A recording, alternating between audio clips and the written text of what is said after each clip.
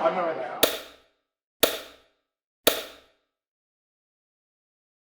So some of us here know the unique history of Community Development Queensland, and they knew Les Halliwell personally. Others, like myself, only know a little of the story. So I've spent the last couple of weeks chatting to some of his colleagues, the people that knew him, and also talking to the UQ archive team, just to try and piece some pieces together. Because that's how stories are created. We cobble together from a creative mix, bits of memory, reassembled bits and pieces. We recycle them in a present storytelling, and then we turn them loose for future use. And from the bits that I've cobbled together, I can tell you that Leslie Marsden Halliwell was born the 20th of September 1908. Now, I know nothing about his childhood, but I do know that that means he was a 7-year-old boy when World War I broke out. He would have been a young man of 22 when the Great Depression hit, trying to make his way in the world, and he would have been in his 30s during World War II. And I only have to look at my own family elders to know the impact of those events on a young man's life. In the 5 years between 1948 and 1953, Les Halliwell achieved 3 qualifications from Melbourne University, and by 1967 he also had a Master of Social Studies from UQ. So from that, I think it's safe to say that he wasn't afraid of hard work. We can assume he was disciplined and had a thirst for learning. Before his appointment at UQ, he was a social worker at a children's home in Ballarat, Victoria, and he was appointed as a social worker, lecturer status, at UQ's Remedial Centre in 1958. By 1970, he was Sub-Dean of the Faculty of Education and acting head of the Department of Social Studies. And following a year's study leave in the UK, he was reappointed annually as a senior lecturer through the middle of 1976, when his appointment expired. So I'm suddenly feeling great affinity with Mr. Halliwell as he came to academia after a life in the community sector, and the fact that he lived with the impermanence of contracts for most of his time, as the majority of academics and indeed most community workers do. But what makes Les Halliwell so important to us is that he was the first person to be appointed to a specialty position in community development in Queensland, and his interest was in building community organisations. He is responsible for so many of the organisations that are here today, often in new forms, but they have their roots with his work. Organisations like QCOS, Relationships Australia and Anala Community House, just to name a few.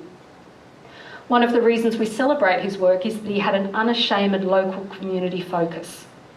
He focused on regional Queensland, places like Rockhampton, Mackay, the Gold Coast, Anala, and of course Logan, where we're meeting now.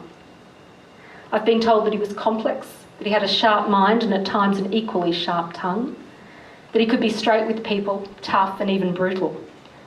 But most of all, he was gentle and admirable and had a profound capacity to listen and trust, and it's through his legacy of placing the importance of placing faith in the people we're working with that we've learned.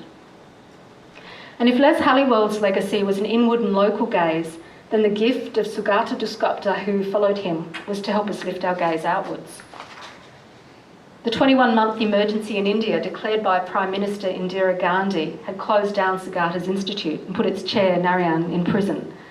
And as a person placed on the second enemy list, Professor Dasgupta opted for discretion over meaningless sacrifice and decided to wait out the crisis abroad.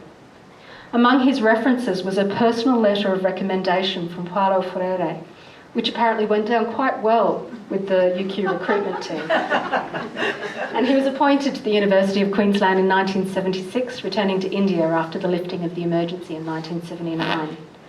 It was Sugata Dasgupta who established the 2-yearly Community Development Conference in which we're gathered here today to take part.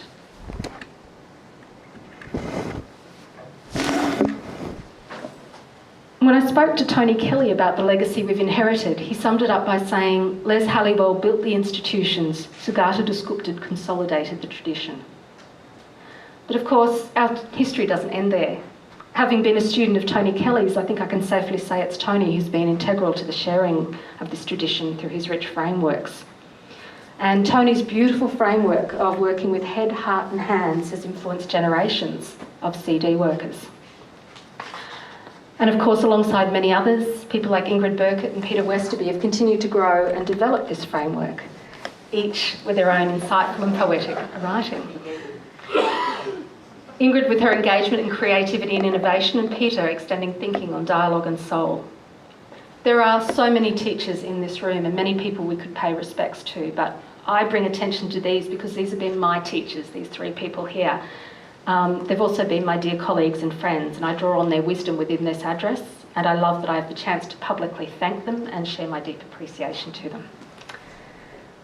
Tony shared with me Desgupta's wisdom that we keep a tradition alive not through our academic achievements, but by telling people in stories and sacred moments. And it's in this sacred moment that I turn this story loose for future use.